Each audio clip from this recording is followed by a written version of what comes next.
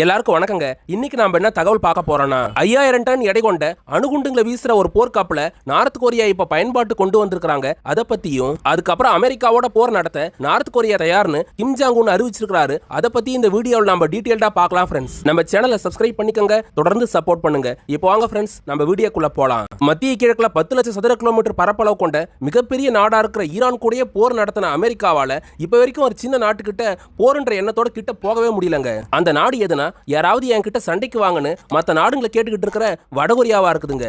அதுலயும் வடகொரியாவோட அதிபரா இருக்க கிம் ஜாங் உன் அடிக்கடி என்ன கேட்டுக்கிட்டு இருக்கிறாருன்னா, அமெரிக்க அதிபர் ட்ரம்ப் வந்து வெனிசுலா நாடு கூட சண்டை போடுறாரு, ஈரான் கிட்ட சண்டை போட்டுக்கிட்டு இருக்கிறாரு, ஆனா வடகொரியா கிட்ட மட்டும் வரவே மாட்டாரு.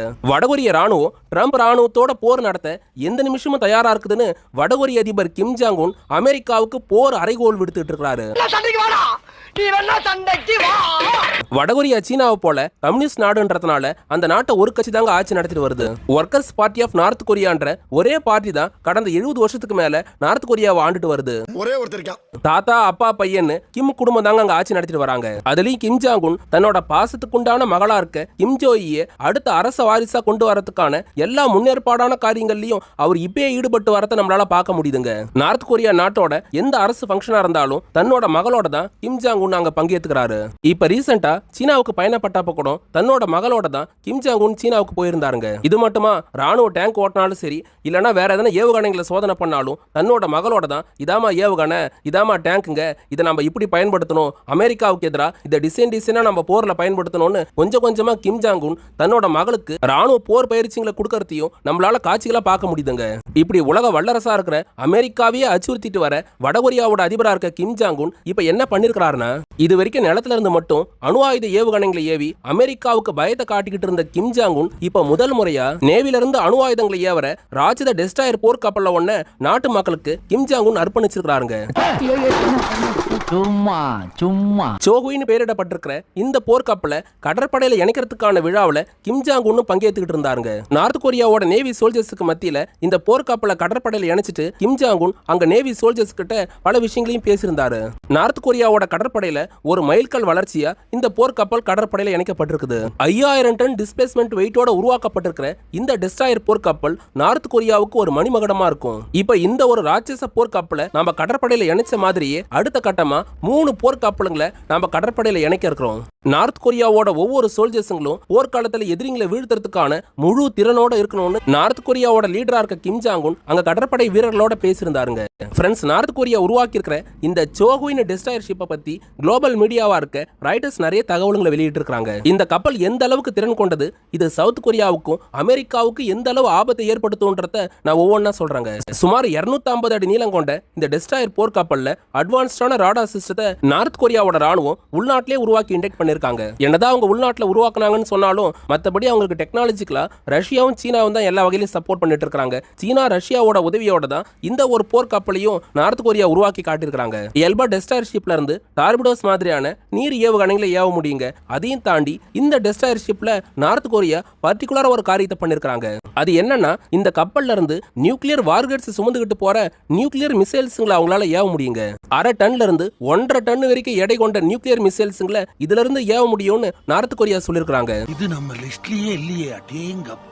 அமெரிக்காவோட மெயின்லேண்டை தாக்குற அளவுக்கு லாங் ரேஞ்ச் போகக்கூடிய நியூக்ளியர் மிசைல்ஸ்ங்களை இதுல இருந்து நார்த் கொரியாவால ஏவ முடியலனாலும் அவங்களால பக்கத்துல இருக்கிற சவுத் கொரியாவை டார்கெட் பண்ற அளவுக்கு நியூக்ளியர் மிசைல்ஸ்ங்களை இதுல இருந்து ஏவ முடியும். கிம் ஜாங் உன் சொன்ன மாதிரி முதல்ல இப்ப 5000 டன் டிஸ்பிளேஸ்மெண்ட் வெயிட்டோட ஒரு டெஸ்ட்ராயர் ஷிப்பை தான் உருவாக்கி இருக்காங்க. அடுத்த கட்டமா 3 போர்க்கப்பலை உருவாக்க போறதா அவங்க தரப்புல சொல்லிருக்காங்க. இதுல இன்னொரு 5000 டன் டிஸ்பிளேஸ்மெண்ட் வெயிட்டோட ஒரு நியூக்ளியர் டெஸ்ட்ராயர் ஷிப்பை உருவாக்க இருக்காங்க. அது மட்டும் இல்லாம 10000 டன் டிஸ்பிளேஸ்மெண்ட் வெயிட்டோட 2 போர்க்கப்பலை உருவாக்குறதுக்கு நார்த் கொரியாவோட லீடரா இருக்க கிம் ஜாங் உன் அவங்களோட நேவிக்கு உத்தரவிட்டிருக்காங்க.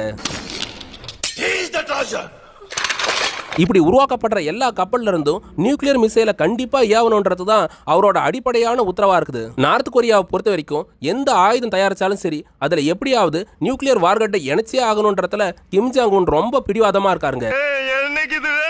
அதோட ஒரு முன்னெடுப்பா தான் டெஸ்ட்ராயர் ஷிப்ல போய் நியூக்ளியர் மிசைலை பொறுத்துற அளவுக்கு அவர் அடுத்த கட்டத்தை நோக்கி போயிட்டு இருக்கிறதையும் நம்மளால பார்க்க முடியுது. ஃப்ரெண்ட்ஸ், நார்த் கொரியா அடிக்கடி இந்த மாதிரியான போர் ஆயுதங்களை உருவாக்கி அதை படையில இணைக்கிற மாதிரியான காரியங்கள்ல அவங்க ஏன் அடிக்கடி ஈடுபடுறாங்கன்னா அதுக்கும் சில காரணங்கள் இருக்குதுங்க. நான் கொஞ்சம் மென்டல், எந்த நேரத்துல என்ன பண்ணுவேன்னு எனக்கே தெரியும். நார்த் கொரியாவோட பார்டர்ஸ் ஷேர் பண்ணிட்டு இருக்கிற சவுத் கொரியா நாடு அமெரிக்காவோட இணைஞ்சு செயல்பட்டு வராங்க. சவுத் கொரியா எப்படி அமெரிக்கா ஆதரவுல இயங்கிட்டு இருக்குதோ அந்த மாதிரி நார்த் கொரியா சீனா ரஷ்யாவோட துணையோட தாங்க இயங்கிட்டு வருது. இதுல அமெரிக்கா நார்த் கொரியாவுக்கு எந்த வகையில குடைச்சல் கொடுத்துட்டு வராங்கன்னா, சவுத் கொரியாவோட ராணுவத்துக்கு ஆயுதங்களை கொடுத்து உதவுறது மட்டும் இல்லாம சவுத் கொரியாவில் அமெரிக்காவுக்கு சொந்தமான ராணுவ தளங்கள் இயங்கிட்டு வருதுங்க. அதன் காரணமா அமெரிக்க படைகள் சவுத் கொரியாவில் டிப்ளாய்மெண்ட் செய்யப்பட்டிருக்குதுங்க. இதோட சேர்த்து அமெரிக்காவோட F-22 ராப்டர், F-35 மாதிரியான போர் விமானங்களும் இந்த சவுத் கொரியாவில் இருக்கிற அமெரிக்க ராணுவ தளங்கள்ல அடிக்கடி கொண்டு வந்து நிறுத்தப்படுது. சவுத் கொரியாவில் வச்சு சவுத் கொரியாவோட ராணுவத்தோட அடிக்கடி அமெரிக்கா போர் பயிற்சிகளில் ஈடுபடுறதையும் வழக்கமான காரியமா வச்சிருக்காங்க. என்ன சப்ளை?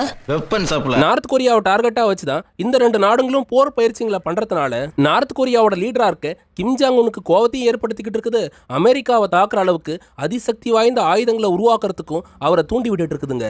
நார்த் கொரியாவோட பார்டர்ஸை ஷேர் பண்ணிட்டு இருக்கிற சைனா, ரஷ்யான்ற இந்த ரெண்டு நாடுகளும் அமெரிக்காவுக்கு எதிர்ப்பான நாடுகளா இருக்காங்க. அந்த காரணத்தினால நார்த் கொரியாவை சீன அதிபர் ஜி ஜின்பிங்கும் ரஷ்ய அதிபர் விளாடிமிர் புதினும் எப்படி பயன்படுத்துறாங்கன்னா, அமெரிக்காவுக்கு சவால் விடுக்கிறதுக்கும் மிரட்டல் விடுக்கிறதுக்கும் தனக்கான ஒரு கருவியா நார்த் கொரியாவை அவங்க பயன்படுத்துறாங்க. அமெரிக்காவோட கட்டுப்பாடுகளும் பொருளாதார தடைகளும் இருக்க போகும்போது நார்த் கொரியா மாதிரியான சின்ன நாட்டால தனியால அணுகுண்டுங்களை தயாரிக்க முடியாதுங்க. அவங்களுக்கு ரஷ்யா, சீனான்ற இந்த ரெண்டு பெரிய வல்லரசுகளும் ஹெல்ப் பண்ண காரணத்தினாலதான் வடகொரியா 2015க்கு முன்னாடியே அணு ஆயுத நாடா மாறிட்டாங்க. அமெரிக்கா கொஞ்சம் கவன குறைவா இருந்த காலகட்டங்கள்ல வடகொரியா அணு ஆயுத நாடா மாறிட்டாங்க. அதுக்கப்புறம் வடகொரியாவுக்கு எதிராக அமெரிக்கா எந்த மாதிரியான ஆக்ஷன்ஸ்களை எடுக்க ஆரம்பிச்சிட்டாங்கன்னா, வடகொரியாவுக்கு எதிராக மிரட்டல் விடுக்கிறது மட்டும் இல்லாம அந்த நாட்டை தனிமைப்படுத்தணுன்ற ஒரு நோக்கத்தோட வடகொரியாவுக்கு எதிராக 2018 இருந்து மிக கடுமையான பொருளாதார தடைகளை அமெரிக்கா விதிக்க ஆரம்பிச்சிட்டாங்க. வடகொரியாவில இருந்து மற்ற நாடுங்க பொருளுங்களை வாங்குறதுக்கும் விற்கிறதுக்கும் கடுமையான கட்டுப்பாடுகளை அமெரிக்கா விதிச்சு வச்சிட்டாங்க. ஈரானை எடுத்துக்கிட்டீங்கன்னா அந்த நாட்டுக்கு பெரிய வளமா இருக்கிறதே கச்சா எண்ணெய் தாங்க. அந்த கச்சா எண்ணெயை மற்ற நாடுங்க வாங்கக்கூடாதுன்னு அமெரிக்கா ஈரானுக்கு எதிராக பொருளாதார தடைகளை விதிச்சு வச்சிருக்காங்க. அப்படி ஒரு பேட்டர்ன்ல தான் வடகொரியாவுக்கு எதிராகவும் அமெரிக்கா பல கடுமையான பொருளாதார தடைகளை விதிச்சு வச்சிருக்காங்க.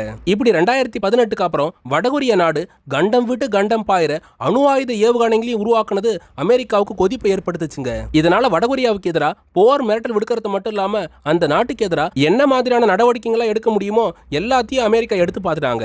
எல்லாம் பண்ணி பார்த்தோம், வடகொரியா நாட்டுக்கு எதிராக அமெரிக்காவால போர் தொடுக்கவும் முடியல.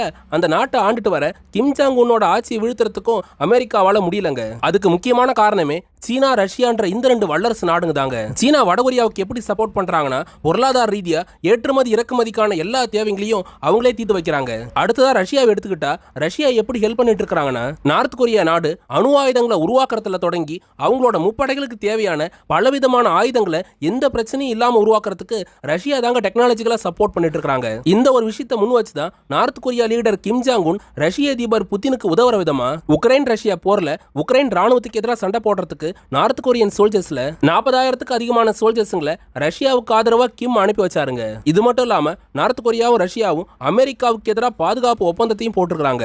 அமெரிக்க படைங்க நார்த் கொரியா இல்லைன்னா ரஷ்யாவுக்கு எதிராக போர் தொடுத்து வந்தாங்கன்னா நார்த் கொரியன் ரஷ்யன் சோல்ஜர்ஸ் ஒன்னா சேர்ந்து இந்த போர்ல ஈடுபடணும்ன்றது அதோட ஒரு விதியா இருக்குதுங்க.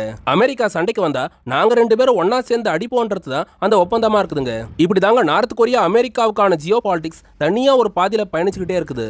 இப்படிப்பட்ட நிலைமையில ஈரானுக்கு எதிராக அமெரிக்கா படையெடுத்ததுல இருந்து நார்த் கொரியா அதிகமான ஆயுதங்களை அவங்களோட படைகள்ல இன்டெக்ட் பண்ணிட்டு வராங்க. மே மாசம் 2026ல லாங் ரேஞ்ச் ஆர்ட்டிலரி கன்ஸையும் அதுக்கப்புறம் நியூக்ளியர் பேலிஸ்டிக் மிசைல்ஸையும் டெஸ்ட் பண்ணி காட்டின நார்த் கொரிய அதிபர் கிம் ஜாங் உன் இப்போ டெஸ்ட்ராயர் ஷிப்பை வச்சு அமெரிக்காவுக்கு பயத்தை காட்டியிருக்கிறாரு. ஃப்ரெண்ட்ஸ், இப்படி போர்க்கப்பலை கடற்படையில இணைச்ச கையோட நார்த் கொரியன் ராணுவத்துல ஆயுத கையிருப்பு எந்த அளவு இருக்குதுன்றத north Korean leader Kim Jong Un நேர்லயே போய் டெஸ்ட் பண்ணிருக்காருங்க. அப்ப டேங்க்ஸுங்க, ஆர்ட்டிலரி கன்ஸுங்க, மல்டி பேரல் ராக்கெட் லான்ச்சர்ஸ் உட்பட மிசைல்ஸுங்களையும் பரிசோதனை பண்ணி பார்த்த நார்த் கொரிய அதிபர் கிம் ஜாங் உன் நம்ம நாட்டோட இப்போதைய ஆயுத கையிருப்பு எதிரி நாடுகளோட போர் நடத்துறதுக்கு தேவையான அளவுக்கு இருக்குது, அதனால பிரச்சனை இல்லை, இருந்தாலும் ஆயுதங்களோட பலத்தை பல மடங்கு அதிகமாக்கியே தீரணும்னு கிம் ராணுவத்துக்கு உத்தரவிட்டுருக்காங்க. இதோட சேர்த்து அமெரிக்காவுக்கு சவால் விடுற விதமா கிம் என்ன பேசியிருக்கிறாருன்னா, எங்க நாட்டோட நேஷனல் செக்யூரிட்டிக்காக எங்களுக்கு அணு ஆயுதங்கள் கண்டிப்பா தேவைப்படுது, அதோட அளவையும் நாங்க நாங்க அதிகமாக்கிட்டே தான் இருப்போம். தேவையில்லாம இந்த தென்கொரியா வச்சு சீண்டி பாத்தீங்கன்னா அமெரிக்கா மோசமான பின் விளைவுகளை சந்திக்க வேண்டியிருக்கும்னு கிம் பகிரங்கமா மிரட்டியிருக்காருங்க. கிம் ஜாங் உன் அணுகுண்டுங்களை வீசுற போர் கப்பலுங்களை உருவாக்கி இருக்கிறத பத்தி நீங்க என்ன நினைக்கிறீங்கன்றத கமெண்ட்ல பதிவு பண்ணுங்க. இதோட இந்த வீடியோவை முடிச்சுக்கிறேங்க. இந்த மாதிரி நிறைய டிஃபென்ஸ் ஜியோ பாலிடிக்ஸ் தகவலை தெரிஞ்சுக்க நம்ம சேனலை சப்ஸ்கிரைப் பண்ணிக்கோங்க. தொடர்ந்து சப்போர்ட் பண்ணுங்க. யூடியூப்ல இருக்க சூப்பர் தேங்க்ஸ் ஆப்ஷன், அதுக்கு பக்கத்துல நாங்க கொடுத்திருக்கிற QR கோட் மூலமா எங்களுக்கு சில நண்பர்கள் உதவி பண்றாங்க. நீங்களும் இந்த ஆப்ஷன்ஸை பயன்படுத்தி உங்களால முடிஞ்ச ஹெல்ப்பை எங்களுக்கு பண்ணலாம் ஃப்ரெண்ட்ஸ். UPSC, SSC, ரயில்வே மாதிரியான அரசு தேர்வுகளுக்கு ஏற்ற சில புத்தகங்களை நாங்க டேக்டு ப்ராடக்ட்ஸா கொடுத்துருக்கோம். அதையும் போய் செக் பண்ணி பாருங்க. போருங்களை நடத்தி இந்த வல்லரசு நாடுங்க என்னதாங்க சாதிக்க போறாங்க? இந்த போருங்க எல்லாத்தையும் அடியோட கைவிட்டுட்டு மக்களுக்கான அடிப்படை தேவையா இருக்க கல்வி, உணவு, மருத்துவத்துக்கு இவங்க முக்கியத்துவம் கொடுக்கணுங்க. அடுத்து ஒரு டிஃபென்ஸ் ஜியோ பாலிடிக்ஸ் தகவலோட நாளைக்கு உங்களை வந்து சந்திக்கிறேன். அது வரைக்கும் உங்ககிட்ட இருந்து விடை பெறுவது ஆல் இன் தமிழ்.